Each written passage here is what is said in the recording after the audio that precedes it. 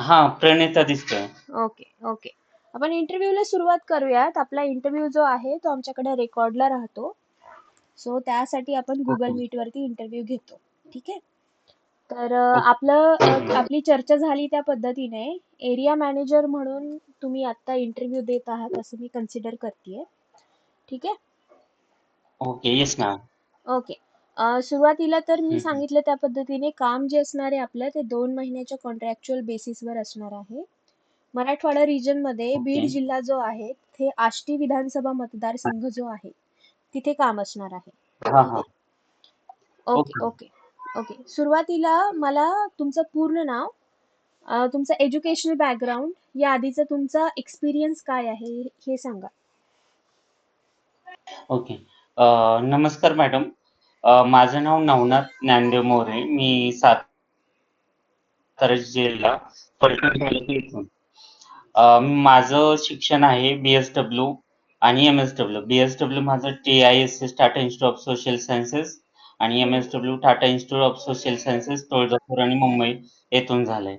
Okay. मी वेगवेगळ्या संस्थांमध्ये काम केलं, जसं की सामाजिक न्याय प्रतिष्ठान, हम्म. उगम ग्रामीण विकास संस्था, कॅरिटास इंडिया, अ, हम्म. ह्या पद्धतीच्या ऑर्गनायझेशनमध्ये वेगवेगळ्या पोझिशनला काम केलेलं आहे. आणि माझ्या अंडर खाली जेमतेम 7 ते 8 अशा पद्धतीचा स्टाफ होता. हम्म. हम्म. नवनाथ, तुम्ही व्हिडिओ ऑफ करू शकता, त्याने इंटरनेटचा थोडा इश्यू येतोय. व्हिडिओ ऑफ करा, ऑडिओ राहू द्या. ओके. Okay okay. हा, कंटिन्यू कंटिन्यू. हो, चालेल. तर सामाजिक न्याय प्रतिष्ठानमध्ये असताना त्या तिथे मी ॲज अ मॅनेजर म्हणून मी काम करत होतो. हम्म. हम्म. अ, अ, तुम्ही हे ऐकलं असेल की महात्मा गांधी बेरोजगार योजना. हो.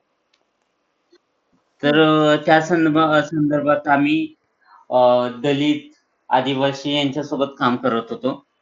हम्म. तर हम्म. त्यावेळेस माझ्या अंडर खाली 7 मेंबर्स होते. म्हणजे अच्छा. एरिया वाईज प्रत्येक एरियाला एक मेंबर होता. त्या हम्म. हिशोबाने मग काम चालत होतं. अच्छा. आणि तुम्ही नंतर त्याच्यानंतर सातारा मधून बोलत आहात ना?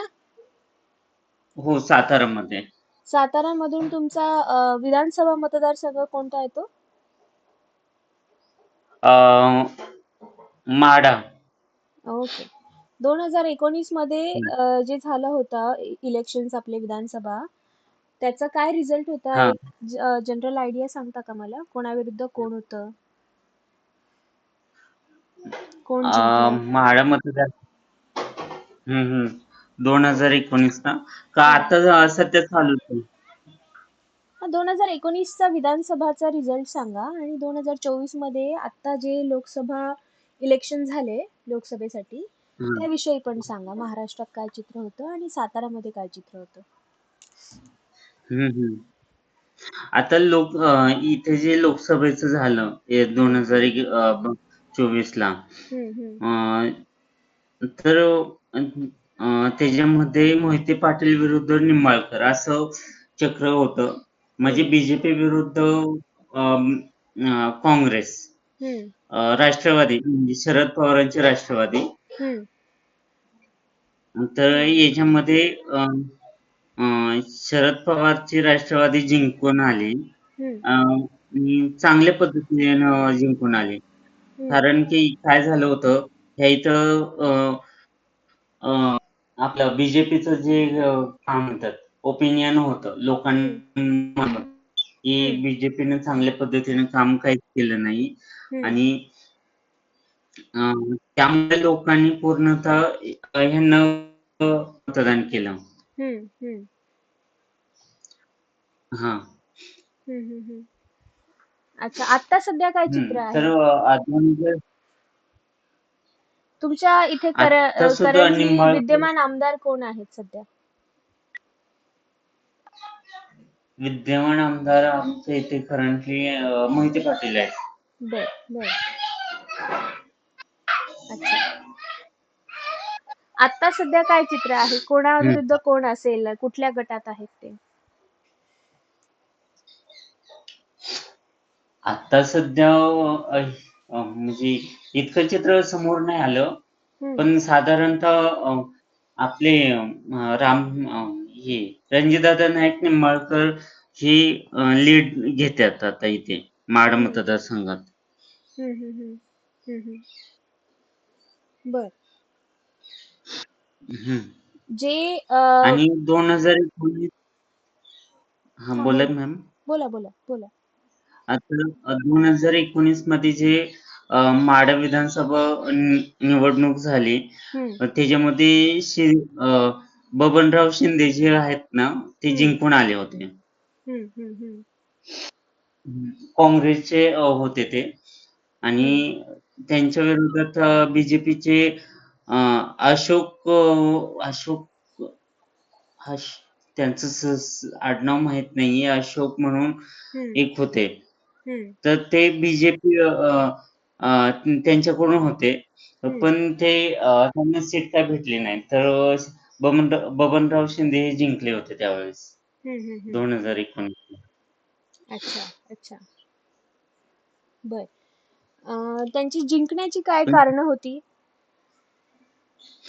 जिंकण्याची साधारणतः काय आहे, की ज्या पद्धतीनं ह्याच्यामध्ये दरवाढ आपल्या रोजच्या वापरात येणाऱ्या वस्तूंमध्ये जे दरवाढ आहे, हम्म त्याच्यामुळे लोकांमध्ये बीजेपी विषयी इतक्या चांगल्या पद्धतीचा रिस्पॉन्स नव्हता.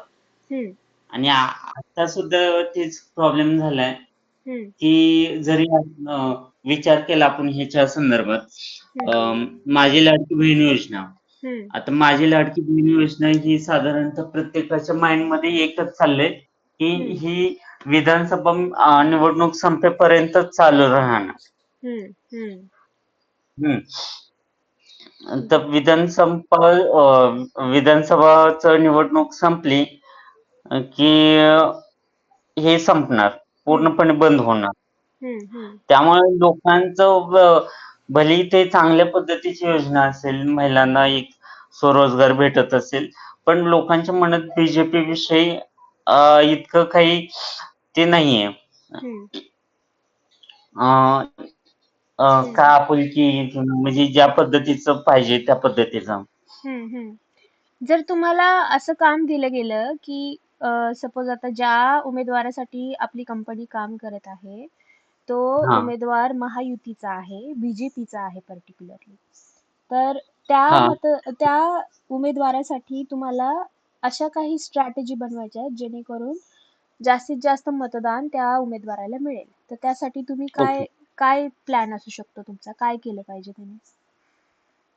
हं. आता आपल्याला साधारणतः जर त्या लोकांचं पहिल्यांदा म्हणजे आपल्याला त्या उमेदवाराविषयी सांगायच्या आधी आपल्याला पहिल्यांदा त्या भागातील लोकांची मानसिकता कशी आहे? हम्म लोकं कशा पद्धतीने विचार करतात? ह्या हम्म पद्धतीने जाणून घेणं खूप गरजेचं आहे. त्याच्यानंतर आपण जर आपल्या उमेदवाराविषयी सांगितलं त्या तिथे, तर हम्म ती एक वेगळ्या पद्धतीची गोष्ट उभा राहते. हम्म म्हणजे साधारणतः की आता अं, आपलं जे बीजेपी सरकार काय करतंय, की ह्याच्या संदर्भात ते देतंय. म्हणजे हम्म काय म्हणजे अ, रोजगाराचा तर विषयच नाही. काय चांगल्या गोष्टी सांगणार मी बीजेपीच्या. हम्म तर ते म्हणजे आमच्या भागातल्या तर ते आहे. आता बीडमध्ये वातावरण वेगळं असेल. ज हम्म ज आहेत त्या तिथे बीजेपीचं कॅन्डिडेट चांगल्या पद्धतीने येत असेल. हम्म हां. मग त्या तिथे आपण म्हणजे त्यांचं एक चांगली प्रतिभा उभं करू शकतो. त्याच्यानंतर हम्म. आपण त्यांचं प्रचार आणि प्रसार करू शकतो. अच्छा अच्छा. आता हं, एरिया मॅनेजर म्हणून एका तालुक्याची जबाबदारी तुम्हाला दिली जाईल. त्यामध्ये जिल्हा हं, परिषद गटानुसार तुम्हाला तुमच्या अंडर जे फील्ड असोसिएट असतील त्यांना गावं वाटून हं. द्यावे लागतील. 20 ते 25 पर फील्ड असोसिएट गावं तुम्हाला वाटावी लागतील. तर ओके. फील्ड असोसिएट्स जेव्हा फील्डवर जातात तेव्हा त्यांना काही समस्या येतात. For example okay. प्रश्न जे ते विचारतात त्याची त्यांना उत्तरं भेटत नाहीत. समोरून कधी-कधी अपोजिशन पार्टीचे कार्यकर्ते त्यांना त्रास देतात. तर अशी सिच्युएशन हां. आल्यानंतर तुम्ही ती कशी टॅकल करता? ओके. मी माझे पर्सनल उदाहरण देतो. आम्ही ज्यावेळेस म्हणजे 2014च्या आसपास आम्ही अ, विधानसभेचंच ते करत होतो औरंगाबादला. हं, अ, चाणक्य सॉफ्टवेअर हं, त्याच्या माध्यमातून. हं, तर त्या तिथं काय झालं होतं, की आम्ही यांचं बी-जे-पीचंच करत होतो. हं, तर बी-जे-पीचं करत असताना आम्हाला बाकीचे म्हणजे आम्ही लोकांपर्यंत पोहोचायचो, हं, विचारायचो, पण जे दुसरे कार्यकर्ता आहेत, हं, आम्ही ज्यावेळेस आमच्या ह्याचं काय म्हणतात पार्टीचं नाव घ्यायचो त्या तिथे, हं, तर लोकं म्हणायचे, की "त्यांचं कशाला नाव घेताय? हे हं, करताय." मग हं, आमच्यावरती म्हणजे आम्ही ज्या पानावरती म्हणजे वहीमध्ये ती त्यांचं मत रेकॉर्ड करायचो, हं, लिहून घ्यायचो. हं, काही-काही ठिकाणी फाडली गेली. आम्ही हं. डोक्यावरती बर्फ आणि तोंडात साखर ठेवून पूर्णपणे आणि हं. तुम्हाला तर माहिती आहे औरंगाबाद जिल्हा म्हणजे आत्ताचा हो. संभाजीनगर हं, हे किती वादग्रस्त हं, ती एरिया आहे. हं. त्या तिथे अ, अ, मु आपली मुस्लिम पार्टी ती हं, हं. हां, ती जास्त चर्चेमध्ये होती पॉप्युलेशन त्या जास्त तिथं. आहे. हं, हं, हं, हं. हां. हं, हं, पण हं. त्यावेळेस आम्ही बी-जे-पीचं त्या तिथं चांगल्या पद्धतीने केला. पण अशा सिच्युएशनला टॅकल करायचं म्हणल्यानंतर एक तर डोकं शांत पाहिजे आणि हं. तोंडामध्ये साखर पाहिजे. हं, हं, हं. आणि त्यावेळेस आपण पूर्णपणे चांगल्या पद्धतीनं ते करू हं, शकतो. जर समजा टीम मेंबर्सला काही अडचण आल्या, हं, तर मी त्यावेळेस काय करेन, की दोन्ही बाजू समजून घेण्याचा प्रयत्न करेन आणि टीम हं, मेंबर्सला मी स्पष्टपणे सांगेन, की आधी त्या भागातलं म्हणजे मी तुम्हाला एक पाठवलं होतं. हं, काय म्हणतात मी काही मुद्दे काढले होते, ते तुम्हाला पाठवले होते, की हं, ज्याच्यामध्ये सुरुवातीला आपल्याला हं, त्यांचं हं, ते जाणून घ्यायचं म्हणजे काय की अ, आधीच्या लोकांनी कशा पद्धतीने काम केलंय. हं, हं, हां. त्याच्यावरती ते तिथल्या लोकांची काय धोरणं आहेत, काय मतं आहेत, हं. Okay, okay. जाणून घेणं. त्याच्यानंतर मग आपल्या हं, हं, ज्या पक्षाविषयी आपण हे करतो, त्या पक्षाचं एक-एक मुद्दा स्पष्ट करून सांगणे. त्यातून सुरुवातीला स्थिती काढून घेणं, नंतर हं, आपल्याकडचे जे आपण उमेदवार आहे हं, त्यांच्याविषयी माहिती देणं. हं, ह्या हं, हं. पद्धतीनं ते करता येईल त्या तिथं. अच्छा, अच्छा. जे म्हणजे सुरुवातीला WhatsAppवरती तुम्ही तिथल्या मुख्य समस्या ओके, ओके, ओके. जे WhatsAppवरती तुम्ही मला प्रश्न पाठवले आहेत, की सर्वेक्षण करताना खालीलप्रमाणे प्रश्न हा विचारता येतील. प्रश्न नाहीत मॅडम ॲक्चुअली हं. पद्धतीने करता येईल. म्हणजे आपल्या मुख्य समस्या त्या मुख्य समस्या पहिल्यांदा जाणून घेणं, ओके, म्हणजे ओके. तर रोजगारावरती मी हे असतील, विचारतीये तुम्हाला, शेतीवरती. की हे जे प्रश्न आहेत, ते इथे एकदा परत रिपीट करा. आपल्याकडे म्हणजे हां, रेकॉर्डला राहतो इंटरव्ह्यू त्यासाठी. ओके. हं. अ, मॅडम आपण कोणत्या पक्षासाठी करणार आहोत? सध्या पक्ष नाही सांगू शकत मी तुम्हाला, हॅलो? कारण मी मतदारसंघ सांगितला आहे तुम्हाला, आपण कुठे काम करणार आहे. म्हणजे कोणताही चालेल पक्ष कारण कसं आहे, कामाशी मतलब आहे, हो, हो. आपलं की कुठल्या हां, पक्षासोबत असं जिथून हे आपल्याला नाहीये. लॉयल्टी आपण सगळ्या पक्षांची कामं घेतो. मी कोणत्याही पक्षाची हं. हां, आपल्याला जसं जिथून पैसा येईल तो पक्ष हं, हं, हं. ठीक आहे, ठीक आहे. सो हे जे म्हणजे तुम्ही अ, म्हणजे मी बी विरुद्ध म्हणजे आमच्या भागातलं कसं वाद हं, पद्धतीनं तापलं होतं. हं, त्यामुळे मी त्याविषयी थोडं स्पष्टपणे बोललो. हं, पण तुम्ही म्हणताय त्या पद्धतीने, मी म्हणतो हं, त्या पद्धतीने जिथून अ, जिथनं येतोय मणी तोच आपला धनी. हं, हं, हं. ठीक आहे, ठीक आहे. त्या तेच काम विधानसभा करायचं. सर्वेक्षणच्या वेळेला काय एक थोडक्यात 2-3 प्रश्न मला सांगा, जे हां, आपण विचारू शकतो? हं. तुमचा आवाज कटतोय मॅडम. तुम्ही आत्ता जे मी तुम्हाला प्रश्न विचारला, WhatsAppवरती तुम्ही मला पाठवलंय, ते थोडक्यात सांगा मला. हां, हं. हॅलो. हो, बोला ना, बोला. तुमचा आवाज कट होतोय आणि ते पूर्ण समजलं नाही तुम्ही काय विचारलात. सर्वेक्षण करताना कुठले प्रश्न विचारले हॅलो. जावेत? हॅलो. तुम्ही माझ्या आता काहीतरी विचारत होतं ना? माझ्या इथं रेंजचा इश्यू नाहीये अजिबात. तुम्हाला आवाज येतोय का? आवाज कट होत होत येतोय, म्हणजे पूर्ण आवाज येत नाहीये.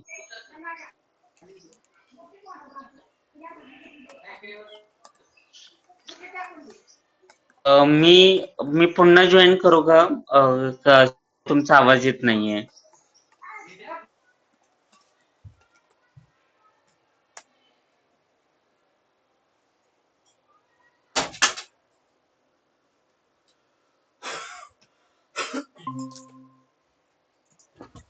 आता हॅलो. येतोय आवाज? आता येतोय? हो, आता येतोय आवाज. मी हे विचारत होते, सर्वे हा, करताना बोला की. कोणते महत्त्वाचे असे प्रश्न आहेत जे विचारले जातात? की सर्वे करताना महत्वाचं म्हणजे मुख्य समस्या काय आहेत? हम्म. त्याच्यावरती मागील नेत्याने आपल्यासाठी काय केलंय? हम्म. हम्म. आणि तुमच्या काय अपेक्षा आहेत? हम्म. आणि तुम्हाला जर हा नेता आला, तर हम्म. तुम्ही कशा पद्धतीने ते करू शकता? किंवा त्याच्यानंतर एकदम शेवटी की तुम्ही मतदान करणार आहात की नाही? म्हणजे हम्म. मतदान देणार आहात की नाही? कारण काय की लोकं हम्म. हम्म.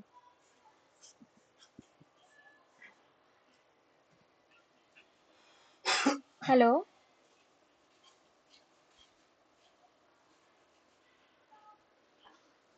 हॅलो. हा, बोला बोला. हां, तर ह्या पद्धतीने करू शकतो. Okay okay.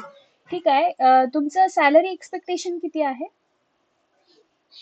आता माझं लास्ट ऑर्गनायझेशनमध्ये 35 भेटत होती. हम्म. तर तुम्ही किती प्रोव्हाईड करू शकता? एरिया मॅनेजरसाठी आपण 35च्या वरच देतो. एक इंटरव्ह्यूचा रिझल्ट जो आहे तो मी तुम्हाला उद्या संध्याकाळपर्यंत कळवते. तेव्हाच आपण ओके. सॅलरी विषयी चर्चा करून घेऊयात. ओके? हो, चालेल. चालेल. Thank you so much for joining. तुम्ही लेफ्ट करू शकता. त्याची सॅलरी द्यायची का? हा,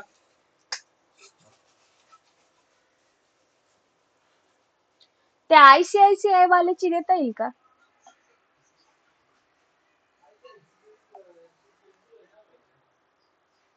गुगलला टाक बरं एकदा ICICI पुढे इथं.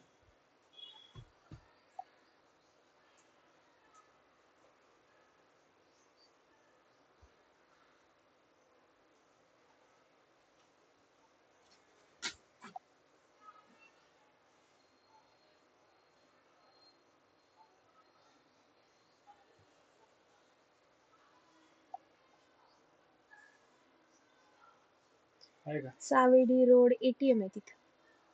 CDM टाक ना मग. CDM टाकलंय. याच्यात नको टाक, गुगलवर टाक. गुगलवर इथं नाही द्या गुगल.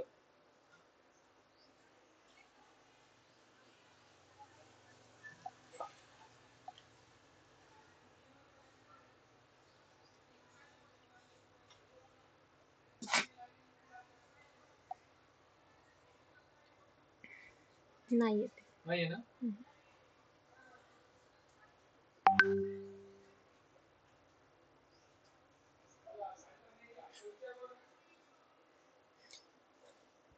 कालच विचारलं, नाहीये म्हणला.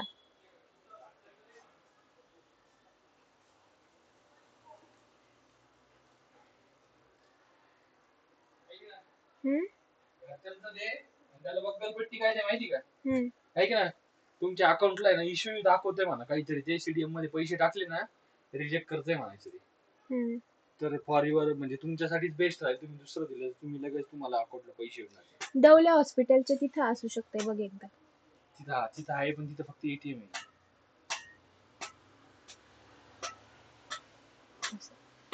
त्याला तेवढी बघली आहे फक्त. काय की तुमच्या अकाउंटला आहे ना ती इश्यू येतोय म्हणा काहीतरी रिजेक्ट होती कॅश नाही का? दुसऱ्यांचं दिलं तर बेस्ट आहे म्हणजे तुम्हाला आहे का? असं